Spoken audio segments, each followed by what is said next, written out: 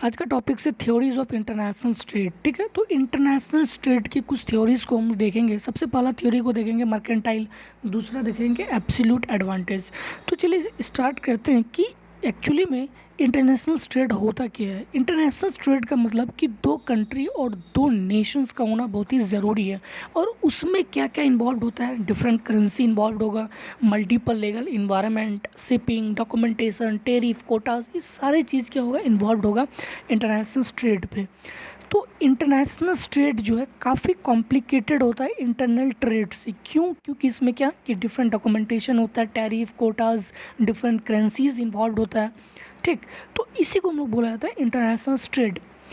जैसे कि अगर इंडिया कोई सामान को एक्सपोर्ट किया यूएस पे, और यूएस से कोई सामान को इंपोर्ट किया, तो हम इसको क्या बोलेंगे कि दोनों के बीच इंटरनेशनल ट्रेड हो रही है।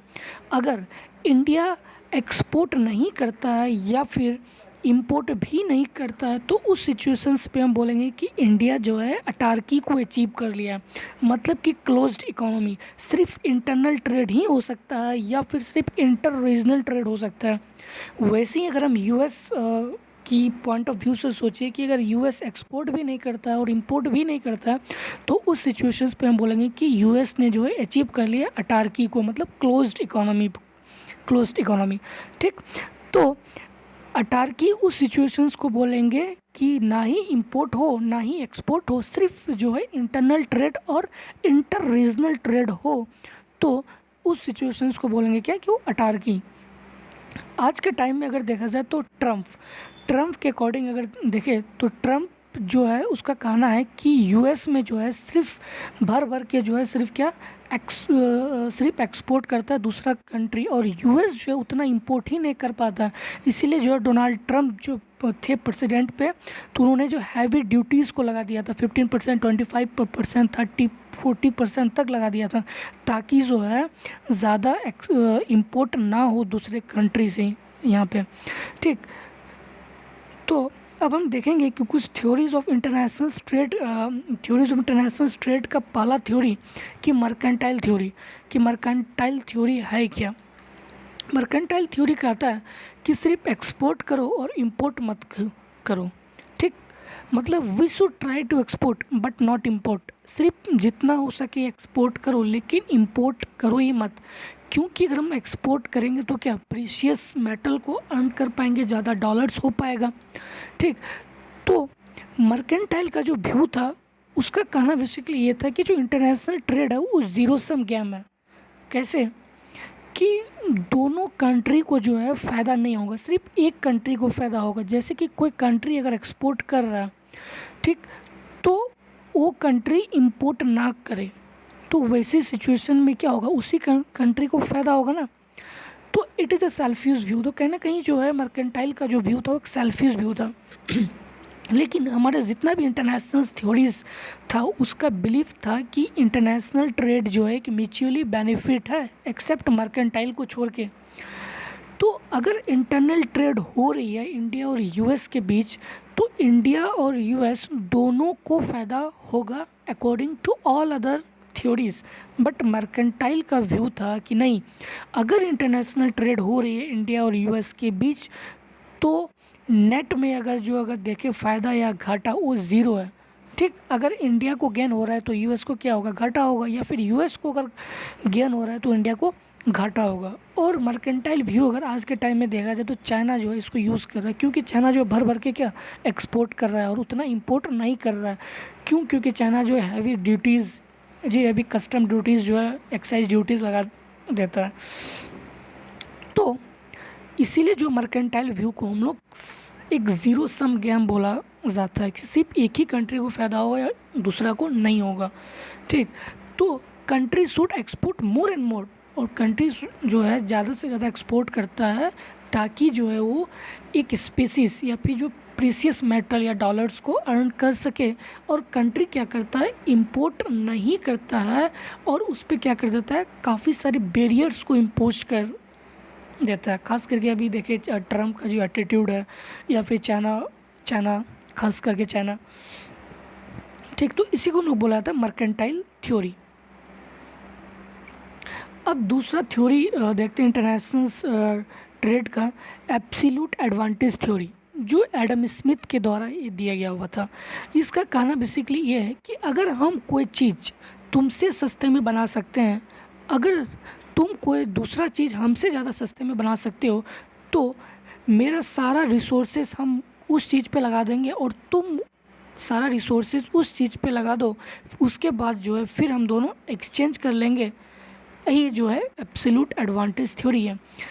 ठीक है, देखिए, when one nation is more efficient then another in the production of one commodities, but it is less efficient than the other nation in producing a second commodities, then both nations can gain by each specialization in the production of the commodities of its absolute advantage and exchange part of its output with the other nation for the commodities of its absolute disadvantage। इसका कहना basically ये है कि अगर suppose करो कि India अगर rice सस्ते में बना सकता है और यूएस जो है बियर को या फिर वाइन को अगर सस्ते में बना सकता है, तो इंडिया का जो है सारा रिसोर्सेस राइस के प्रोडक्शंस पे ही लगा देना चाहिए और यूएस को जो है सारा रिसोर्सेस बियर के प्रोडक्शंस पे लगा देना चाहिए। और उसके बाद जो है फिर एक इंटरनेशनल ट्रेड मतलब एक्सचेंज फिर कर लेंगे। इससे क्या होगा कि दोनों के प्रोडक्शन राइज होगा और दोनों को फ़ायदा होगा। यही एब्सोल्यूट एडवांटेज थ्योरी का बेसिकली कहना है। फिर से एक बार हम कहना चाहेंगे कि इंडिया, सपोज़ करो कि इंडिया जो है अगर राइस के प्रोडक्शंस में ज़्यादा एफिशिएंट है, ठीक, और यूएस जो है वो बियर के प्रोडक्शंस पे ज़्यादा एफिशिएंट है, बियर जो है बहुत ज़्यादा पैमाने पे वो प्रोड्यूस कर सकता है एज़ कम्पेयर टू राइस। वैसे ही इंडिया जो है वो राइस को ज़्यादा एक सफिशिएंट वे से प्रोड्यूस कर सकता है, ठीक। तो इंडिया को जो है सारा रिसोर्सेस राइस पे ही लगा देना चाहिए और यूएस को जो है सारा रिसोर्सेस बियर पे ही लगा देना चाहिए। और इंडिया जो है राइस पे सारा रिसोर्सेज लगा देना चाहिए क्योंकि ये ज़्यादा एफिशिएंट है। तो इसीलिए हम लोग इसको बोलेंगे कि इंडिया जो है एक एब्सोल्यूट एडवांटेज है राइस पे। और वैसे ही यूएस को हम बोलेंगे कि यूएस जो है बियर पे एक एब्सोल्यूट एडवांटेज है। फिर उसके बाद हम क्या कर लेंगे, एक्सचेंज कर लेंगे और फिर इंटरनेशनल ट्रेड हो जाएगी। तो यही एब्सोल्यूट एडवांटेज थ्योरी का कहना था जो एडम स्मिथ के द्वारा दिया गया हुआ था। तो India produce only rice or US should produce only beer, then India should export rice and import beer, ठीक। तो इंडिया के जो राइस फार्मर है उतना बियर नहीं बना पाता जितना राइस बना पाता, ठीक है। मतलब मतलब अगर पूरा राइस बनाता है तो प्रोड्यूस मतलब उतने ज़्यादा वैसे होगा, वैसे ही यूएस का जो फार्मर ज़्यादा बियर बना पाएगा एज़ कम्पेयर टू राइस। फिर उसके बाद क्या होगा कि दोनों एक्सचेंज कर लेंगे। तो यही बेसिकली एब्सोल्यूट एडवांटेज थ्योरी था। देखिए यहाँ पे एक एग्जांपल दिया गया कि number of labour hours required to produce, US और इंडिया दिया हुआ है कि एक यूनिट ऑफ राइस बनाने में यूएस को 10 लेबर लगता है और इंडिया को 2 लेबर, ठीक है। तो कौन ज़्यादा सफिशिएंट है या फिर इफ़िशिएंट है? इंडिया, क्योंकि एक जो है एक यूनिट राइस को 2 ही लेबर पे जो बना दे रहा है और वही यूएस को 10 लेबर लगता है एक यूनिट राइस बनाने में। तो इस राइस के कंडीशंस पे जो है इंडिया क्या है, ज़्यादा सफिशिएंट है। तो इंडिया जो है राइस में क्या है, एक एब्सोल्यूट एडवांटेज है। वैसे ही वाइन में अगर हम देखें तो एक यूनिट वाइन बनाने में यूएस को 5 लेबर लगता है और इंडिया को 20 लेबर। तो वाइन में क्या है, इंडिया जो है यूएस जो है क्या ज़्यादा सफिशिएंट है। तो वाइन में जो है यूएस क्या है, कंपैरेटिव एडवांटेज है, ठीक है। तो यही बेसिकली जो है एब्सोल्यूट एडवांटेज थ्योरी है, ठीक। अब एब्सोल्यूट एडवांटेज थ्योरी के अगर पॉइंट ऑफ व्यू से अगर हम देखें तो एब्सोल्यूट एडवांटेज थ्योरी क्या कहता है कि अगर हम कोई चीज़ अगर सस्ते में बना सकते हैं तुमसे और तुम कोई दूसरा चीज़ अगर हमसे ज़्यादा सस्ते में बना सकते हो तो मेरा सारा रिसोर्सेज उस पर लगा देना चाहिए और तुम्हारा सारा रिसोर्सेज उस चीज़ पे लगा देना चाहिए। उसके बाद फिर हम एक्सचेंज कर लेंगे। अगर इंडिया जो है राइस और बियर दोनों सस्ते में बना लेता है एज़ कम्पेयर टू यूएस, तो अकॉर्डिंग टू एब्सोल्यूट थ्योरी कि इसमें जो है कोई इंटरनेशनल ट्रेड नहीं होगी, ठीक है। तब जाके जो है आया Ricardian theory, that means comparative advantage theory, ठीक। और कंपैरेटिव एडवांटेज थ्योरी जो हम नेक्स्ट वीडियोस पे लेके आएंगे कि उसको पूरा फुल्ली जो है एक एग्जांपल के माध्यम से और ग्राफ के माध्यम से समझाएंगे। आई होप कि आप लोगों को समझ में आ गया होगा कि कंपैरेटिव एब्सोल्यूट एडवांटेज थ्योरी और मर्केंटाइल व्यू क्या है। तो जो मेरा एडवांटेज थ्योरी है ना, जो एब्सोल्यूट एडवांटेज थ्योरी है, ये नहीं कह पाते, ये जो बेसिकली डिपेंड रहता है कि नेगोशिएशन पावर्स पे, मतलब कि how much gain two nations, कि नेशंस को कितना फ़ायदा होगा, ये बेसिकली डिपेंड करता है उसके नेगोशिएशंस पावर पे। If India rice and beer make it low cost then no international trade according to absolute cost. ये तो सही है ना, क्योंकि एब्सोल्यूट कॉस्ट तो यही बोलता है ना कि अगर हम कोई चीज़ में अच्छे हैं तो मेरा सारा रिसोर्सेज इस पे लगा देना चाहिए, अगर तुम कोई चीज़ अच्छे में हो तो तुम्हारा सारा रिसोर्सेज इस पे लगा देना चाहिए। उसके बाद हम लोग क्या कर लेंगे, एक्सचेंज कर लेंगे। अगर इंडिया जो है दोनों में अच्छा है, अगर दोनों में अच्छा है यूएस के कंपेयर में, तो क्या इस एब्सोल्यूट एडवांटेज की थ्योरी में यहाँ पे इंटरनेशनल ट्रेड होगा ही नहीं। तब जाके जो है हमारा रिकार्डियन थ्योरी आया, that is comparative advantage theory आया।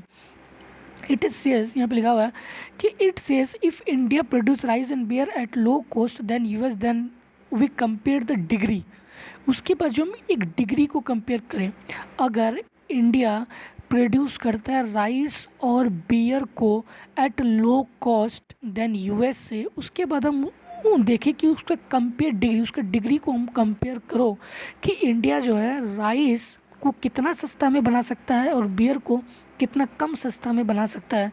तो ये जो कंपेयर वाला जो टर्म्स है ना, उसी को हम लोग बोलते हैं कि कंपैरेटिव एडवांटेज थ्योरी, जो रिकार्डियन के द्वारा दिया गया हुआ था, ठीक। तो रिकार्डियन का जो थ्योरी है कंपैरेटिव एडवांटेज थ्योरी, वो नेक्स्ट वीडियोस पे लेके आएंगे। तब तक के लिए थैंक यू वेरी मच।